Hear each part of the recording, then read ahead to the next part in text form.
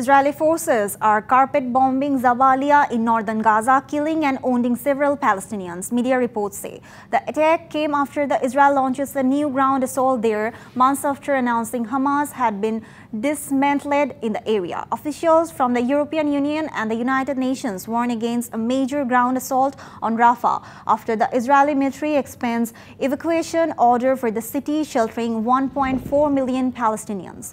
More than 10,000 people are believed buried under the rubble in Gaza after nearly 7 months of devastating conflict. In addition, tens of thousands of people take part in anti-government protests in Israel as pressure intensifies on the government of Prime Minister Benjamin Netanyahu to make a deal to bring captives in Gaza home. Meanwhile, thousands of pro-Palestinian demonstrators marched through Madrid on Saturday to demand a ceasefire in war-torn Gaza and a severing of ties between Spain and Israel.